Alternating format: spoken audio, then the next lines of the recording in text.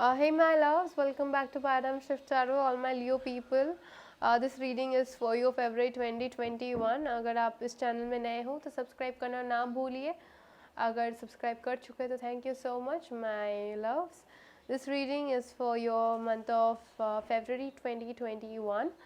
And this is for my Leo people. Keep in mind these are general readings, so they may not resonate for all of you, but if they do, don't forget to like, share and subscribe.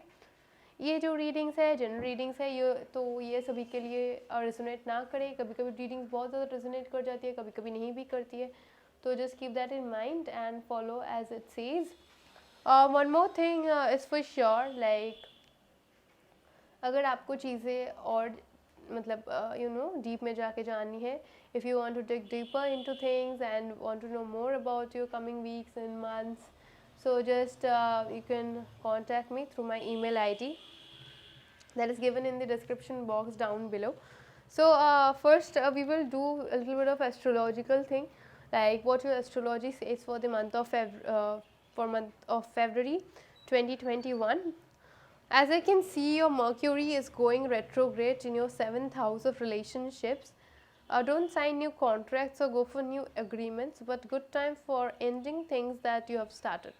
तो ये आपकी जो 7वीं number घर है, 7वीं number घर आपके relationships, आपके friendships, relationship other than your parents, that is your business partnerships, agreements, इन सब means outer people who are outside your home place, इन सभी लोगों के लिए बात करती है. और 7th हाउस में आपको आपकी जो बुध है वो रेट्रोग्रेड जा रही है इस टाइम पे. So this time is not good for signing any agreements. कुछ नया स्टार्ट मत कीजिए 21 फरवरी तक, कुछ नया स्टार्ट मत कीजिए, क्योंकि अगर कुछ नया स्टार्ट करते हो तो ऐसा हो सकता है कि इन सम केसेस वो स्टार्ट थोड़ा सा फॉल स्टार्ट हो सकता है, या तो it could take like renewal of things. अगर कोई एक एग्रीमेंट साइन करते हो तो उसको फिर से करना पड़े, ऐसा भी हो सकता है. ठीक है. So I will suggest you to not sign or go for new business ideas or new opportunities or making new investments in any field of your life up till 21st of February. Okay. 11th Feb, new moon on your 7th house, also Venus will join. So by the 11th of your Feb, आपके 7वें number घर पे एक new moon होगी, मतलब चंद्र देवता आएंगे, उसके साथ आपके शुक्र देवता भी वहाँ पे ज्वाइन करेंगे. इस टाइम पे आपको बहुत सारे ऐसे पावरफुल कनेक्शंस मिल सकते हैं, या तो बहुत रिच पीपल से आपकी मुलाकात हो सकती है, या तो रिच लोगों के साथ आपकी उठनी बैठनी हो सकती है, या तो कोई एक लव कनेक्शन आ सकता है जो बहुत ज़्यादा फाइनेंशियली अबंडेंट हो, बहुत ज़्यादा पैसे वाले हो, ऐसा भी हो सकता है. Strong connection, strong authority connection ऐसे भी हो सकते हैं आपके इस टाइम पे. So the whole month is focused on your relationships. आपके रिलेशनशिप, आपकी संपर्क, इसके ऊपर बेस्ड है ये पूरी मंथ. Okay. So there could be like a renewal of relationship. अगर किसी के साथ आपकी चीज़ें नहीं बनती थी, आप खफा थे उसको लेके, तो वहाँ पे एक रिन्यूअल हो सकता है प्यार में. या तो ऐसा भी हो सकता है कि कोई एक नया रिलेशनशिप भी आ सकता है, या तो कोई एक नया बिजनेस रिलेशनशिप आ सकता है, बिजनेस पार्टनरशिप हो सकता है. और जो भी रिलेशनशिप्स आएंगे ना, बहुत ज़्यादा स्ट्रॉन्ग होंगे, in a sense they would be like very long term, जो भी ये आएगा. Okay. Sun is in your 8th house, great time for studying astrology, numerology, also tarot, opening your heart chakra. Okay. So if you like your 8वें number घर पे, आपके 8वें number घर पे, 8वें नंबर घर हम लोग की ऑक्कल साइंस, चीज़ें जो हम लोगों से छुपाई रहती है, चीज़ें anything that is underground like oil, minerals, इन सभी चीज़ों के बारे में बात करता है. Anything that is underground. So this is what it is talking about, like sun in your 8th house could make you like interested in a lot of occult, also tarot reading, opening your opening a book that is full of astrology and doing like watching tarot a lot on your YouTube, or like anything related to mysticism. You could be like researching on something new, or there could be a research aspect to your work, or you could be doing something totally new in your work field. Okay. Because it is your 8th house. Okay. So just keep that in mind. Also 21st May, Mercury is going direct. Now it is a good time for signing contracts. जब भी 21 के बाद आपकी mercury एकदम बुध direct जाएगी, आप science कर ले वो कॉन्ट्रैक्ट्स को, कोई मतलब द सेकेंड थॉट्स मत रखिए. अगर 22nd in your full moon is in your second house of finances, so by 22nd again there is a full moon that was like as I said in 11th we got a new moon and the full moon now is on 22nd in your second house. आपके second house which talks about liquid cash and your finances and your income, that is where your full moon is coming out. Okay, so I feel like moon क्या करता है, रोशनी देती है. तो मुझे ऐसा लगता है आपको न्यू फाइनेंशियल अपॉर्चुनिटीज़ मिल सकती है, फाइनेंसेस अच्छे हो रहे हैं, या तो आपकी कोई एक पुरानी हॉबी है, या तो आप कुछ पुराने चीज़ें प्रैक्टिस करते थे जो आप फिर से प्रैक्टिस करना स्टार्ट करोगे और वो आपको बहुत सारे फलदायी चीज़ें होगी वो सभी. अगर आप कोई एक हॉबी को प्रैक्टिस करना चाहते हो तो कर सकते हो, that could bring you a lot of money. वो वहाँ से आपको पैसे की उपार्जन हो सकती है पैसों की. Okay, and also with this planetary aspect I feel like someone could entrust something to you that you will take care of. कोई एक ऐसा व्यक्ति हो सकता है आपके जीवन में जो आपको कुछ कीमती दे और आपको उसका ध्यान रखने के लिए बोले और आप स्व इच्छा में उसकी केयर करें, उस चीज़ को ध्यान रखें. Okay, so this is what it is about and there could be a little change in job direction, relationship.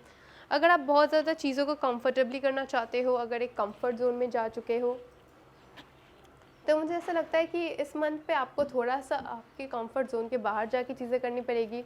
अगर हम लोग कंबल के अंदर, रजाई के अंदर रहेंगे हर टाइम, तो हम लोग चीज़ों को एक्सपीरियंस नहीं कर पाएंगे. या I know it feels very warm under the blanket.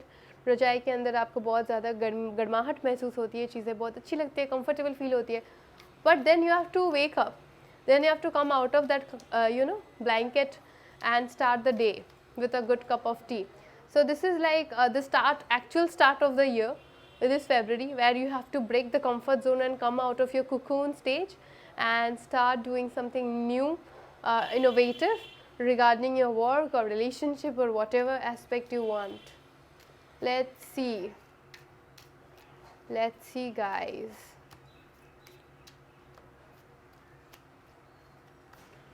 So I will pull 3 cards. This is about your love, this is about your career and finance, and this will be, the third card will be about the overall energy.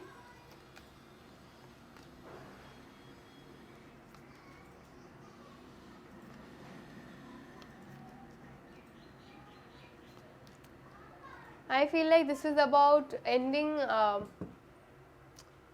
Old situations. This could talk about आपको किसी ने छोड़ दिया था, ऐसे emotionally आपको बहुत ज़्यादा लोनली फील हो रही है, आपको ऐसा लगता है कि आपके लाइफ में कुछ रख ही नहीं है, आपकी कोई एक बड़ा सा हार्ट ब्रेक से आप गुजरे हो इस टाइम पे, जिससे आपको थोड़ा बहुत you are trying to move on from that, and I see you like trying very hard to move on from that. Yes, something has ended. आपके अच्छे भले के लिए उस चीज़ की खात्मा हो चुकी है, वो चीज़ एंड ही हुई है आपके अच्छे के लिए. पर मुझे ऐसा लगता है कि आपको उस चीज़ को एक्सेप्ट करने में थोड़ा सा प्रॉब्लम हो रही है, क्योंकि आपने इस commitment, this could be talking about a marriage situation. Okay, जहाँ पे आपको बहुत सारे मेंटल इश्यूज थे, बहुत सारे मेंटल ट्रॉमा थे, चीज़ें बहुत अटकी हुई थी. अगर कोई कमिटमेंट के लेके ये बात है, तो आपने बहुत ज़्यादा इन्वेस्ट कर दिया था, वो इमोशनली हो या तो फिज़िकली हो या तो फाइनेंशियली हो. You are very much invested and you are like, आप वहाँ पे कंज्यूम हो चुके थे, आपने बहुत कुछ दिया उस कमिटमेंट को, पर चीज़ें वर्कआउट नहीं हुई, कमिटमेंट तक गई नहीं शायद. This could be a Virgo, Taurus you are dealing with, और could be an Aries with 3 of swords and 5 of pentacles. I feel like आपको ऐसा लगता है कि आप प्यार के वर्दी नहीं हो, प्यार आपके लिए नहीं है, आप बहुत ज़्यादा लोनली फील कर रहे हो इस टाइम पे, आपको ऐसा लगता है कि कभी नहीं चीज़ें ठीक होंगी, और दैट इज़ लाइक, ये आपकी एक थिंकिंग पैटर्न है. ठीक है, आप उसको पाल रहे हो अपने मन के अंदर. ठीक है, वो कभी नहीं होने वाली, आपको नए प्यार मिलने वाले हैं. You will be loved, you deserve love. शायद आपके साथ किसी ने ऐसा किया हो, which is fine, we all go through heart breaks, but सभी ऐसे सिचुएशन से हम लोग को कुछ ना कुछ लर्निंग्स मिलती है जो हमको इन फ्यूचर काम में आती है. मुझे ऐसा लगता है जो भी ये व्यक्ति था बहुत कंट्रोलिंग था, आपके ऊपर बहुत सारे कंट्रोल्स इम्पोज करता था, और आपने शायद उसको उस उस व्यक्ति को छोड़ के चले आए हो आप और आप ले नहीं पा रहे थे चीज़ों को, क्योंकि that person was very controlling over you. आपको कोई एक स्वाधीनता नहीं था आपकी, आपको कोई एक इंडिपेंडेंस नहीं थी, और आपको ऐसा लगता है कि ये कमिटमेंट आपको बहुत ज़्यादा ऐसे कंज्यूम नहीं करते कि you know that person was like, I should not say it, but that person was like a vampire who was like literally, you know, sucking your blood. I should not use these terms, but that is what I'm seeing. Like someone who was like literally taking your energy away, आपके energies को ले रहा था और आपको कुछ return में मिल नहीं रहा था, and ultimately वो person शायद आपको all on a sudden text करना बंद कर दिया हो, तो all on a sudden बोल दिया कि breakup, या तो आपने ऐसा कहा हो क्योंकि आप और सह नहीं पा रहे थे, and that has led to a lot of heartbreak, and overall you can't sleep, you are having anxiety and a lot of heartbreak stuck in your head about things and this particular ending. But I feel like by February it will teach you some sort of lesson, okay, and it is more about understanding कि चीज़ें हम लोगों की ज़िंदगी में कभी कभी workout नहीं होती है हमारे अच्छे के लिए, चीज़ें कभी कभी एंड हो जाती है हमारे गुड वेलबींग के लिए, हमारे अच्छे के लिए। भगवान खुद से ही उन चीज़ों को निकाल देती है हम लोग की ज़िंदगी में जो हम लोग के लिए है नहीं। सो this is about understanding this particular lesson, this month is about understanding this particular thing that I have said. Like sometimes things are removed from our life because they were the obstacles, okay, they were not something to celebrate about, or that was not something to celebrate about, okay. So if you are going through something like that, don't be stuck in your head, don't feel like you don't see things, you don't try to like sabotage yourself. You deserve love, you will have love in the upcoming times, okay. So just keep that faith, keep faith on God and in yourself. That will bring you prosperity, love and everything, okay. And I see you on my next video. Take care and don't forget to comment if it resonates with you,